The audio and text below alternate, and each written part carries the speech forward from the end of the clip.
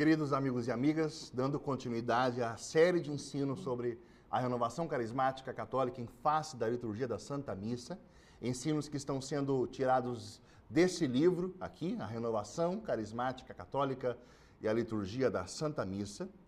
Nós continuaremos agora falando a respeito da natureza da renovação carismática católica, antes de abordar os temas propriamente litúrgicos. A gente havia refletido um pouco sobre a catolicidade da renovação carismática. Agora, nós vamos especificar um pouco mais a natureza do movimento carismático, abordando a seguinte classificação: corrente de graça e movimento eclesial. O livro de Reinaldo Bezerra dos Reis, intitulado Renovação Carismática Católica, um constante desafio, é, na minha opinião, simplesmente magistral sobre esse tema. Para mim, esse livro é de leitura obrigatória para aqueles que querem entender e viver a experiência carismática.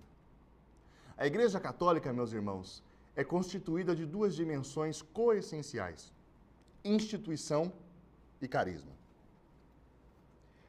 Isso não significa que algumas coisas na igreja sejam institucionais, outras carismáticas, e assim nós temos o todo que é a Igreja Católica. Não. Significa, na verdade, que qualquer realidade eclesial é essencialmente institucional e carismática, se realmente for eclesial. Isso é importante nós deixarmos claro, porque muitas vezes eu percebo que aqueles que defendem a RCC, dizem que a RCC não é um movimento, mas apenas uma corrente de graça, eles concebem a RCC como algo desencarnado, apenas espiritual, apenas carismático, solto no ar, sem qualquer tipo de estrutura, de organização, de dimensão institucional.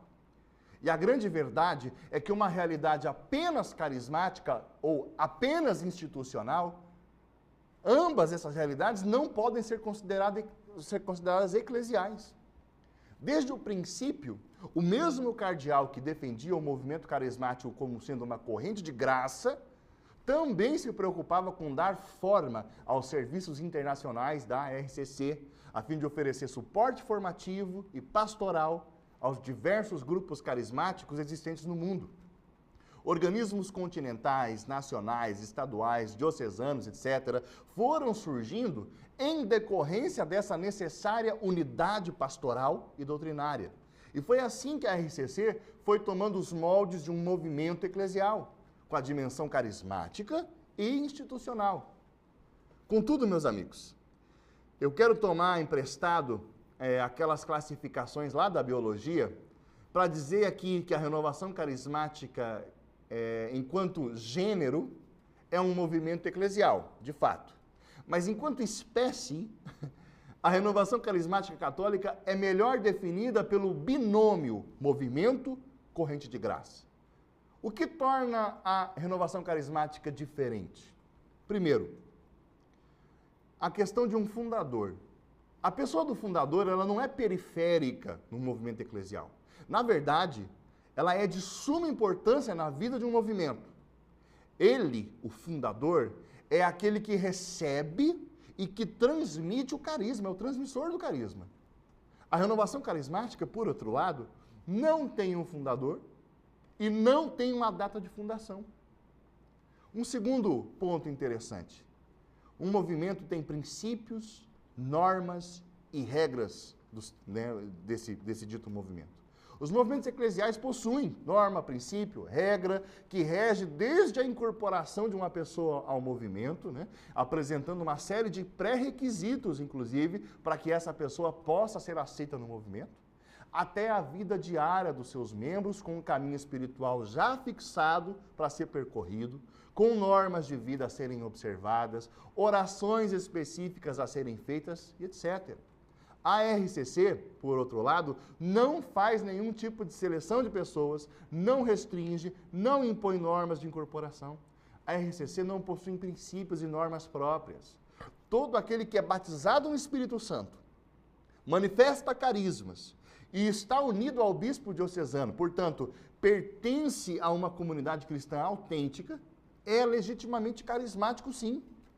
Apesar desses dois pontos que eu acabei de colocar, a RCC é, de fato, um movimento eclesial, embora sem um fundador.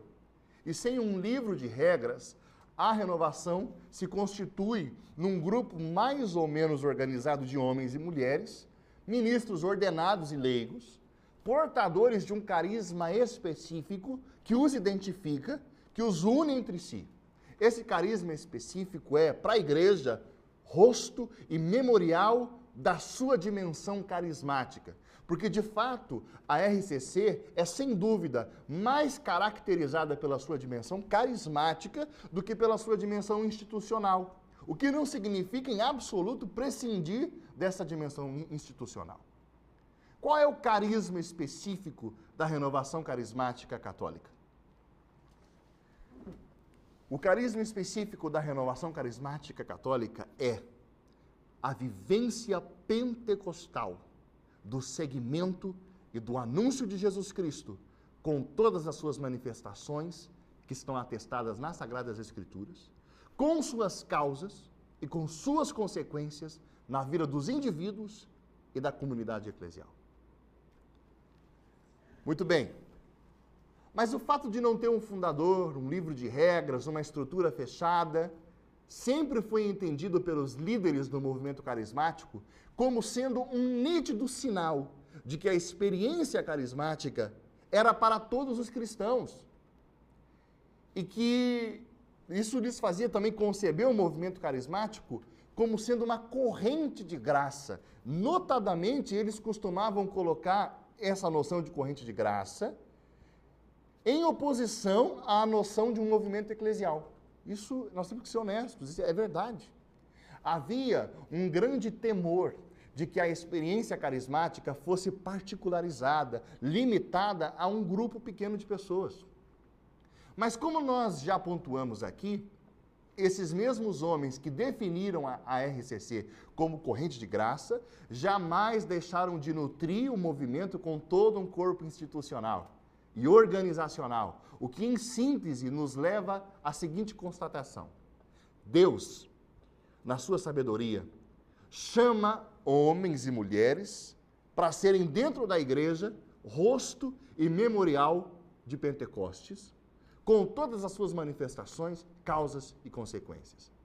Essas pessoas, chamadas por Deus para tal missão, constituem o movimento eclesial, cuja missão é manter o fluir de uma corrente sobrenatural de graça para toda a igreja, que a faça cada vez mais semelhante à igreja de Atos 2. De fato, então, trata-se de um movimento que não existe para si mesmo, que não busca simplesmente a sua retroalimentação. Ele existe para ser um coração pulsante, bombando, fazendo fluir uma corrente espiritual para toda a igreja.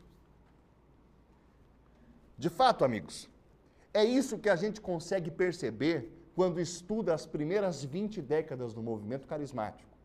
Como bem notou um repórter americano, a renovação carismática era a movement that wishes to die, um movimento que deseja morrer. Essa frase é chocante, mas ela explica muito bem a verdadeira dinâmica que Deus espera da renovação. Os nossos líderes sonhavam com o dia no qual a RCC, enquanto movimento, não precisasse mais existir, porque a corrente de graça já teria tomado conta de toda a igreja. Eu sei que isso pode parecer romântico, isso, pode realmente parecer romântico demais, irreal. Mas também, se a gente for honesto, parece romântico quando a gente acha que pode pregar o evangelho para toda criatura, e é mandato de Jesus. Mas, de fato, esse é, sim, o desejo de Deus para nós. Desejar morrer não significa, em absoluto, colocar uma data de encerramento para a renovação. Eu acho que hoje, com quase 50 anos, a RCC precisa desejar morrer. Assim como os primeiros carismáticos desejavam. Se o grão de trigo caído na terra não morre, fica só. Porém, se morre, produz fruto abundante, disse Jesus. É engraçado, irmãos, mas foi justamente nesse período da nossa história carismática, no qual os nossos líderes desejavam morrer, que o movimento eclesial explodiu para todos os continentes, tocando praticamente todas as nações da Terra. E é justamente nesse tempo de hoje, no qual a RCC, que somos cada um de nós, deseja tanto viver, estruturar, perdurar, é justamente nesse período que ela experimenta os seus anos de esvaziamento e perda da unção original.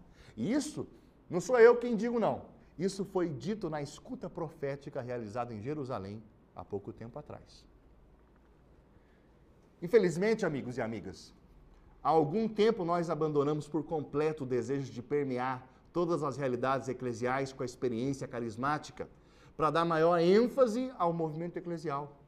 Aqui no Brasil, isso se deu quase que por questão de sobrevivência, nós temos que dizer, porque nitidamente os nossos bispos, naquela época, haviam feito uma opção por um projeto único, pastoral específico, que eram as comunidades eclesiais de base. A RCC, ela cresceu e se desenvolveu em muitíssimas realidades do país, um tanto à parte da vida das comunidades paroquiais. E cresceu, e se desenvolveu mesmo. Inegavelmente, a RCC hoje é o maior movimento eclesial do Brasil. É a principal fonte de vocações para as demais realidades eclesiais. Os anos se passaram, meus amigos e amigas, e eu noto que, infelizmente, nós estamos fazendo agora a teologia da acomodação, que diz, bom, isso agora é assim, então, né? Por que a RCC esteja assim, porque a RCC está assim, não, e ela tenha se desenvolvido assim, não significa que isso seja definitivamente o que Deus quer dela. Renunciar ao sonho de ser uma corrente de graça para toda a igreja é sentenciar a RCC à morte. E essa morte será apenas uma questão de tempo. No dia 1º de junho de 2013, o Papa Francisco disse: eis a vossa definição, uma corrente de graça. E ele fez essa afirmação tendo como horizonte os documentos de Malinas, pensados por esses líderes das primeiras décadas da renovação, que sonhavam em ver a liturgia, a catequese, a pastoral da juventude, a evangelização e todos os vários serviços e carismas da igreja permeados pela vivência de Pentecostes. Isso é, o batismo no Espírito Santo, a abertura aos dons carismáticos e a intensa vida fraterna na comunidade eclesial. Então, meus queridos amigos e amigas, enquanto espécie, digamos assim, a Renovação Carismática Católica é um movimento e uma corrente de graça.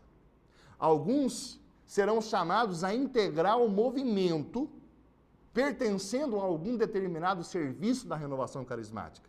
Mas o chamado que a todos anima é o de propiciar o batismo no Espírito Santo para todos os homens, fazendo com que na comunidade eclesial eles exerçam os carismas específicos que receberam debaixo da força e do poder do Espírito Santo. Ainda há uma série de outras questões sobre esse binômio movimento e corrente de graça.